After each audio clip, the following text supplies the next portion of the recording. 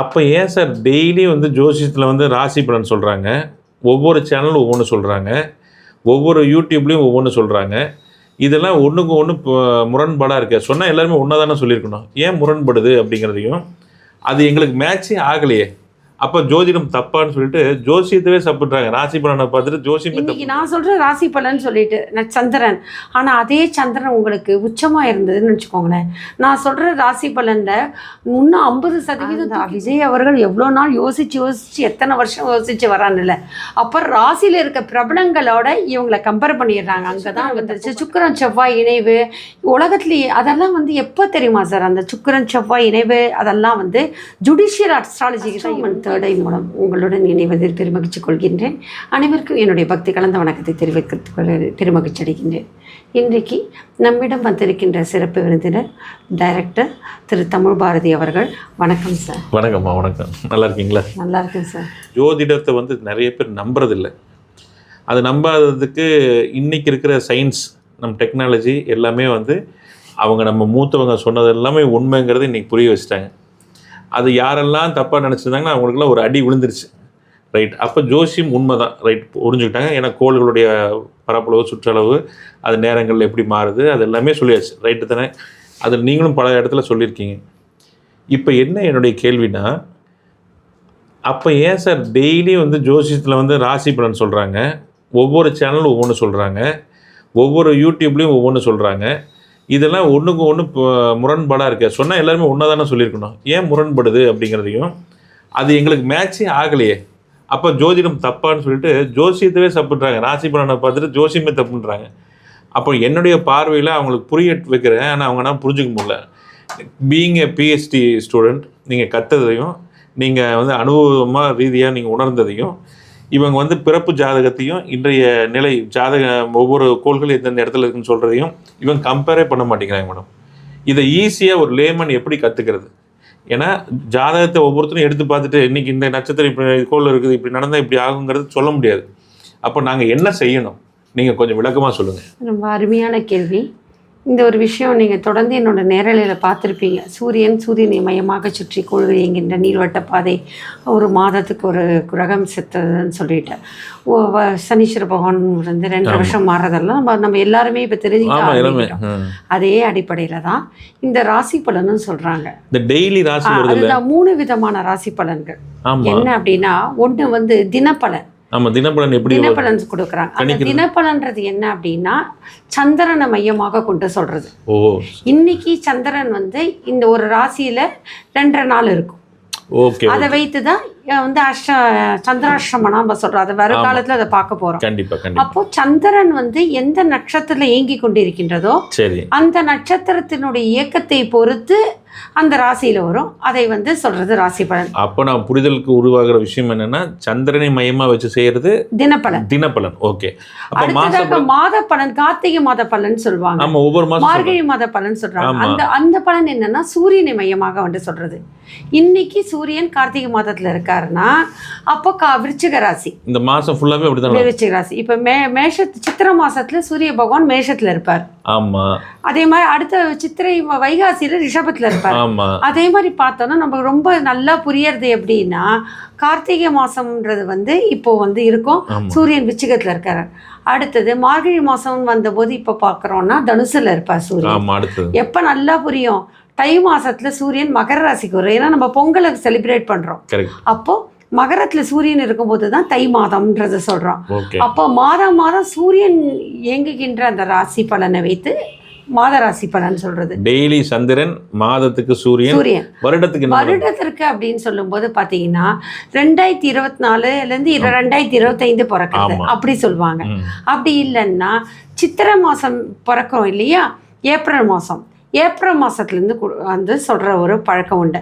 ஆனால் 2024 25 கூட இப்போ என்ன சொல்லிடுறாங்கன்னா, இந்த புதுசாக இப்போ இருக்க தமிழ் ஜோதிடர்கள்னால் வந்து இடைச்சர்களாக சொல்கிறாங்க. ஆனால் சாஸ்திர பிரகாரம் பார்க்கும்போது நம்ம வந்து தமிழ் வருஷ பிறப்பை தான் நம்ம வந்து கொண்டு ராசி பலன் சொல்லணும்.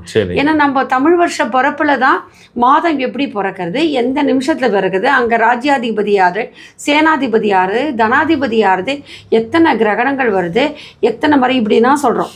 அப்போ தமிழ் பிரகாரம் சித்திரை மாச பலன் சொல்றது தான் உண்மை. அதுதான் நம்மளுக்கோட சாஸ்திரம். இப்போ ஏப்ரல் 24 ஜனவரி 24 25ன்னா மேலை நாட்டு கலாச்சாரம் வந்ததுக்கு அப்புறம் தான் இந்த கேலண்டரே வந்திருக்கு. அதுக்கு முன்னாடி நமக்கு நாழிகை வட்டல் சூரியனுடைய இயக்கம் தான். இது இங்கிலீஷ் கேலண்டர் தான் சொல்றோம். இப்போ இங்கிலீஷ் கேலண்டர் ஒரு சொல்றது, அது நம்ம அதுக்குள்ள போக வேண்டாம், அது ஒரு தனி சாப்டர் வச்சுப்போம். அப்போ தினப்பலன்றது சந்திரன் ஒரு ராசியில 2 நாள் இருக்கின்ற தன்மை. மாத பலன்றது சூரியன் ஒவ்வொரு மாதத்துக்கு ஒரே ராசி மாறிட்டு இருப்பார், அது தன்மை. அதுக்கப்புறம் வருட பலன்றது சித்திரை மாதம் பிறப்பை வச்சு சித்திரை மாதத்தில் இருக்கின்ற அந்த நேரத்தில் மாதம் பிறக்கின்ற நேரம் எத்தனை மணிக்கு நம்ம பிறக்கிறோம் அதுக்கு லக்னத்துக்கு கால்குலேட் பண்ணுற மாதிரி மனிதனுக்கு சித்திரை மாதம் எத்தனை மணிக்கு பிறக்கிறது, அந்த மாதத்தில் பிறக்கின்ற போது அந்த லக்னம் என்ன, அந்த லக்னத்தை மையமாக கொண்டு வருது. இதில் ஜுடிஷியல் அஸ்ட்ராலஜி வரும். ஒவ்வொரு நாட்டுக்கும் ஒவ்வொரு அரசாங்கத்துக்கும் லாட்டிடியூட் இருக்குது. நாடு அரசாங்கம் பற்றி அப்போ அதை வச்சு தான் இந்த நாட்டில் வளர்ச்சி அதிகமாக இருக்கும், இந்த நாட்டில் வளர்ச்சி கம்மியாக இருக்கும், இந்த நாட்டில் தங்கத்தின் விலை உயரும், இந்த நாட்டில் பூகம்பம் வருன்றதெல்லாம் சொல்ல முடியாது. அதுதான் அப்போது அந்த வருட பலன்றது வந்து அந்த மாதம் அந்த வருடம் பிறக்கின்ற அந்த நேரம் இருக்குல்ல, நம்ம குழந்தை பிறக்கிற நேரம் மாதிரி வச்சு சொல்கிற ஒரு வழக்கம். இதுக்கு அடுத்த பலன்கள் நம்ம எல்லாருக்குமே தெரியும். குரு பெயர்ச்சி, ராகு கேத்து பயிற்சி, சனி பயிற்சி, இதுதான் மெயின். குரு வந்து ஒரு வருடத்துக்கு ஒரு பயிற்சி ஆகும்போது அதை சொல்லுவாங்க. இப்போ 2025 வரப்போகுது. இப்போ அடுத்தது சனீஸ்வர பகவான் பயிற்சி ஜனவரி மாதம் வரப்போகுது. 7.5 வருஷத்துக்கு ஒரு தடவை. 7.5 வருஷத்துக்கு ஒரு தடவை. அவர் வந்து 2.5 வருஷத்துக்கு ஒரு தடவை கட்டம் மாறுவார். இல்லை, 7.5 வருஷம்ன்றது ஏழநாட்டு சனி. ஆனால் சனீஸ்வர பகவானோட பயிற்சி 2.5 வருஷம் தான். 2.5 years once. 2.5 வருஷம். அதில் வந்து ஏழநாட்டு சனி, முதல் சனி, பாத சனி, அப்புறம் நடுவில் வர சனி, அதுக்கப்புறம் கண்டக சனி, அப்படி விரைய சனி, இப்படி போயிடும். அப்போது சனீஸ்வர பகவான்றது 2.5 வருஷம், ராகு கேத்து பயிற்சி 1.5 வருஷம். இது 3 பிளானட் தான் மேஜர் ராசி பலன்கள் எல்லாருமே கொடுப்பாங்க. இதை 3 தான் கொடுப்பாங்க. அப்போது குரு எந்த ராசியில் உள்ள நுழையிறதோ அந்த ராசியை கணக்கு வச்சுட்டு அந்த ராசியிலிருந்து வரும். இப்போது இதுதான் கோள்களோட அமைப்பு. ஆனால் இன்னைக்கு குரு பகவான் எங்கே இருக்கார்? ரிஷபத்தில் இருக்கார். இன்றைக்கு குரு பகவான் சனீஸ்வர பகவான் எங்கே இருக்கார்? இதில் கும்பத்தில் இருக்கார். அதே மாதிரி ராகு கேத்துக்களோட அந்த சொல்கிறோம், மேஷத்துலேருந்து கண்ணீர் அது மாதிரி தான் சொல்கிறோம். ஆனால் இது வந்து இப்போ இருக்கிற ஜாதக அமைப்பு. உங்களோட ஒரிஜினல் ஜாதகத்தில் எங்கே இருக்குதுன்னு பார்க்கணும். இன்றைய இதை வச்சுக்கிட்டு ஒரிஜினல் நம்ம ஜாதகத்தில் இது எப்போ அப்ளிகபிள் ஆகும்னா, ராசி இது கிரக பலன்கள் சொல்றீங்க பார்த்தீங்களா, அப்பதான் இது ரெண்டுத்தையும் மேட்சிங் பண்ணி பார்க்க முடியும். சரி, இப்போ வந்து நம்ம அப்பதான் 50 100க்கு 100 மார்க் நம்ம கிடைக்கும். நான் உங்களுக்கு கேட்கறது என்னன்னா, காலையில் டிவி ஆனால் இன்னைக்கு காலையில் இருக்க பலன் வந்து 90% எனக்கு நீங்கள் கேட்டீங்க பொய்யாவே இருக்கு, எனக்கு சூட்டாகவே இல்லைன்னா. ஏன்னா 2 நாளுக்குள்ள அந்த நட்சத்திரத்தில் ராசி மாறிடுது. சூப்பரா இருக்குங்கிறாங்க, ஒண்ணுமே நடக்கல. ஆனால் அந்த 2 நாள்ன்றது மேம்போக்கானது பலன் தான். சந்திரன்லேருந்து அடுத்த ராசி மாறும்போது இப்போ சந்திரன் விச்சிக ராசியில் இருக்கா, அடுத்து திருப்பி மாறிட போகிறது, தனுராசிக்கு மாறப்போதா, அந்த 2 நாளுக்குள்ளே அதோட அமைப்பு. அப்போது உங்களுடைய நீங்கள் சொல்கிறீங்க ராசின்ட்டு, உங்களோட ராசியில் வந்து உத்திரட்டாதி மீன ராசி, ஆனால் உங்களோட லக்னம்னு பார்க்கும்போது மேஷ லக்னம். அப்போது எண் கணிதத்தில் பிறப்பு எண் விதி என்ற மாதிரி உங்களுக்கு இந்த நட்சத்திரன்றது தான் ஒரு சாதாரண அமைப்பு. அது ஒரு 25% தான். மாத பலன்றது வந்து ஒரு 50% தான். ஏன்னா சூரியன் வந்து 1 மாதம் இருக்கு. அதுக்கப்புறம் இந்த வருட பலன் இந்த கோள்கள் பண்றன்னு போது தான் 75% மாறும். ஆனால் இது எல்லாமே உங்களோட சுயஜாதகத்தில் அந்த இதே கோள்கள் இருக்கிறது. இன்னைக்கு நான் சொல்ற ராசி பலன் சொல்லிட்டு சந்திரன், ஆனால் அதே சந்திரன் உங்களுக்கு உச்சமாக இருந்ததுன்னு வச்சுக்கோங்களேன், நான் சொல்ற ராசி பலன்ல இன்னும் 50% தூக்கி கொடுக்கும். அதான் இன்னைக்கு ஒன்றுமே நாள் சரியே இல்லைன்னு சொல்லுவாங்க மேடம். ஆனால் அன்னைக்கு சூப்பராக இருக்கு. ஏன்னா சந்திரனை மையமாக கொண்டு தானே தினப்பலன் சொல்கிறேன். ஆனால் அன்னைக்கு உங்களுடைய சுயஜாதகத்தில் சந்திரன் உச்சமாக இருப்பார். சரி, எப்படி ஒவ்வொரு முறையும் நான் வந்து ஜாதகத்தை வச்சுக்கிட்டே ஒவ்வொரு லேமன் இருக்கிறது இல்லை. அப்போ நாங்கள் யாரை பார்க்கணும், என்ன பண்ணுவோம்? ஒவ்வொருத்தரும் ஜோசியம் கற்றுக்க முடியுமா? முடியல. அது தவிர நான் தொடர்ந்து நேரலையில் சொல்கிறேன், இது ஒரு பெரிய ஆழ்கடல். முத்தெடுக்கிறது ரொம்ப கஷ்டம். நீங்களே பாருங்க சார், நீங்கள் ஒரு ஜோசியர்கிட்ட போகிறீங்க, ஒரு நினச்சி பாருங்க, ஓரளவுக்கு உங்களுக்கு ஜோசியமும் தெரிய ஆரம்பிச்செடுத்து வராகமிக பராசரர் எத்தனை தசாங்கம் அஷ்டவர்க்கம் எத்தனையோ போட்டு உங்களோட ஒரு ஜாதகம் பார்க்கணுன்னா நான் மினிமம் ஒரு 3 நாளாவது ஆராய்ச்சி பண்ணாதான் உங்களோட ஜாதகத்தை ஓரளவுக்காவது கரெக்டாக சொல்ல முடியும்.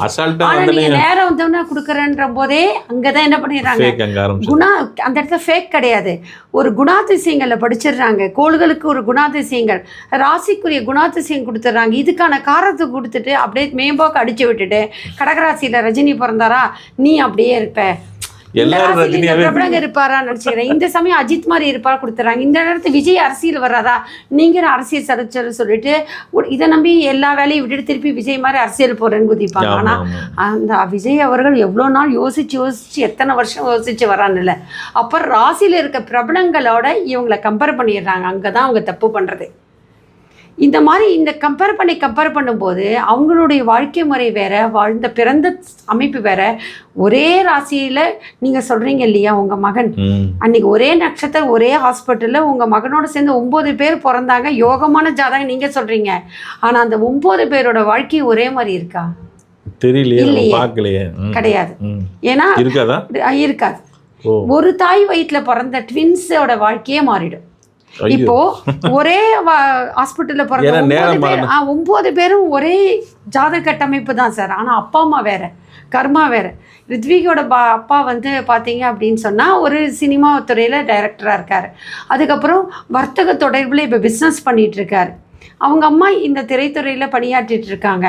இப்படின்ற அமைப்பில் இருக்கு. ஆனால் இன்னொருத்தனோட ஃபாதர்ன்னு பாருங்களேன், அந்த ஸ்தானம் பார்க்க. அப்போ நான் வந்து உன்னுடைய நான் பாரதி சாரை வச்சுட்டு அந்த அதே அமைப்பில் ரித்விகோட ஜாதகத்தை உன்னுடைய தந்தையார் திரைத்துறையில் இருப்பார், உங்கள் தந்தையார் வந்து வர்த்தகத்துறையில் இருப்பார். ஏன்னா அதே ஹாஸ்பிட்டல் தானே அந்த குழந்தை பிறந்திருக்கு, அதே லக்னம் தானே பிறந்திருக்கு சார், அதே ராசி தானே பிறந்திருக்கு சொல்லிட்டு அடுத்த அதே குழந்தை அதே ஹாஸ்பிட்டலில் பிறந்த இன்னொரு குழந்தைக்கும் உன்னோட அப்பான்னு சொன்னால் ஒத்து வருமா?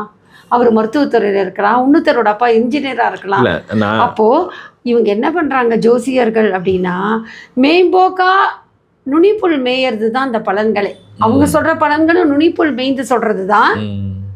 நான் சொன்னது கரெக்டுன்னு ஆத்தென்டிக்காக சொல்ல முடியுமா அந்த ஜோசிக? ஏன்னா அது நுனிப்புள் மேயறது. அதே மாதிரி நீங்க கேட்கறதும் நுனிப்புள் மேயறது தான் நீங்க மேயறீங்க, அது பலிக்காது. அதனால இந்த தினப்பலன் ராசி பலனை எந்த அளவுக்கு நம்பலாம்னா உங்களுக்கு ஒரு கான்ஃபிடென்ட் கொடுக்கறதுக்கு தான்.